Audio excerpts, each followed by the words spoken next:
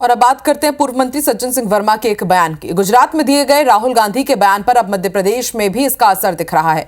पूर्व मंत्री सज्जन सिंह वर्मा ने राहुल गांधी के गुजरात वाले बयान को मध्य प्रदेश से भी जोड़ दिया है।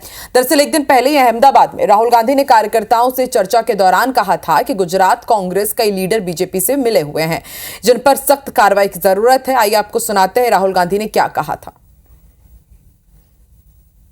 कांग्रेस पार्टी में नेताओं की कमी नहीं है, बबरशेर हैं,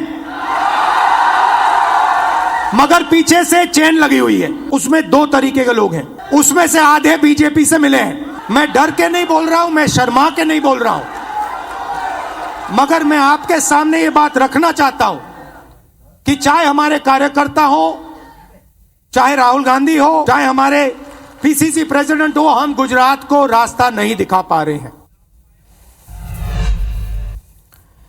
राहुल गांधी के इसी बयान का पूर्व मंत्री सज्जन सिंह वर्मा ने भी समर्थन किया और इसे मध्य प्रदेश से जोड़ते हुए सज्जन सिंह वर्मा ने कहा कि मध्य प्रदेश में भी ऐसे कई कांग्रेसी नेता हैं जो भाजपा से मिले हुए हैं। हमें कठोर निर्णय लेने की आवश्यकता है। जल्द ही अनुशासन समिति की बैठक बुलाई जाएगी। और फिर क्या था, बीजेपी को भी मौका मिल गया, बीजेपी ने पलटवार किया है। कांग्रेस के पोर्टफोलियो पे रह के बीजेपी से हाथ मिला के कांग्रेस के नुमाइंदों को हराने की कोशिश की। ऐसे लोगों पे भरोसा करना कांग्रेस के लिए घातक मानता हूँ। वही बात राहुल जी ने कही कि ऐसे लोगों को तत्काल मीटिंग करो, अनुशासन समिति की तत्काल निकाल के बाहर करो। कांग्रेस संगठन लचर है, कांग्रेस में हताशा का दौर है, कांग्रेस में निराशा का दौर है। गुजरात में राहुल गांधी से लेकर के मध्य प्रदेश में जीतू पटवारी जी हो, सज्जन सिंह वर्मा हो, प्रदेश के प्रभारी हरीश जी हो, सब एक ही प्रकार के बयान देकर के अपनी ही पार्टी में विरोधाभासी बयान दे रहे हैं। तो खबर आपने देख ली, अब जानते हैं कि खबर की खबर क्या है। सज्जन सिंह वर्मा के बयान पर आखिर सियासी घमासान क्यों मचा हुआ है। ज्यादा जानकारी के लिए सीधे रुख कर लेते हैं भोपाल का।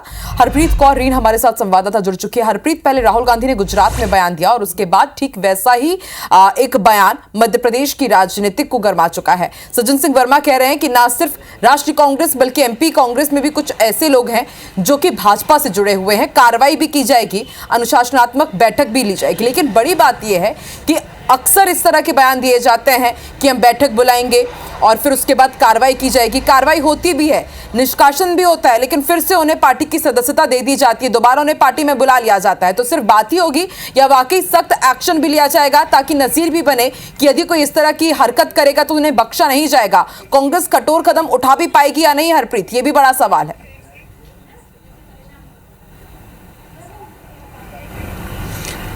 हाँ बिल्कुल, देखिए जाहिर सी बात है, आपने बिल्कुल सही कहा कि हर बार इस पर चर्चा ज़रूर होती है लेकिन कांग्रेस कोई कठोर कदम नहीं उठा पाती है। ये पहला मौका नहीं है जब इस तरह की आवाज़ यहाँ पर उठी है, यानी कि अभी भी कांग्रेस बीजेपी से मुक्त नहीं हो पाई है। एक बड़ा उदाहरण यह है कि सरकार कांग्रेस की चली गई थी जब बड़ी संख्या में विधायक जाकर बीजेपी में मिल गए थे और वो जो सिलसिला है वो अभी भी जारी है।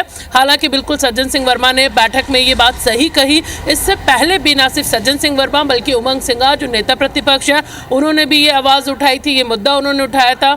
यहाँ तक कि उन्होंने दिग्विजय सिंह तक को माफिया कह दिया था। इससे पहले जीतू पटवारी ने तो कांग्रेस में ग्रुपिज्म यानी गुटबाजी का जो कैंसर है ये तक कह दिया था। तो तमाम तरह की जो बातें हैं वो हर बार कांग्रेस के नेता करते हैं। यहाँ पर वो ज़रूर ये कहते हैं कि अभी भी जो उनके इन्फॉर्मर्स हैं बीजेपी में जाकर जो चीज़ें हैं वो बता दी जाती हैं, हम मिले हुए हैं। तो जाहिर सी बात है कि इस बार सज्जन सिंह वर्मा ने भले ही कड़े शब्दों में इस बात को उठाया। उन्होंने कहा है कि उन्हें लगातार विधानसभा चुनाव, लोकसभा चुनाव हो, शिकायतें लगातार मिली हैं और इसके आगे वो शिकायत अनुशासन समिति में इस चीज़ को रखेंगे और उसके बाद प्रदेश प्रभारी हरीश चौधरी को भी ये बात वो ज़रूर बताएंगे। तो अब देखने वाली ये बात होगी कि हर बार की तरह इस मुद्दे पर चर्चा हुई है कि अभी भी कांग्रेस में कितने विभीषण पले हुए हैं जो सारी जानकारी बीजेपी में दे देते हैं। लेकिन बात वही है कि इस बार भी मुद्दा उठाए, लेकिन देखना होगा कि कार्रवाई कितनी कारगर इन पर होगी। जी बाकी हरप्रीत, सबको इंतजार होगा ये बैठक कब होगी, सख्त कदम कब उठाए जाएंगे और क्या उठाए जाएंगे और इसका कितना असर होगा पार्टी पर और तमाम नेताओं पर, पदाधिकारियों पर। शुक्रिया पूरी जानकारी के लिए।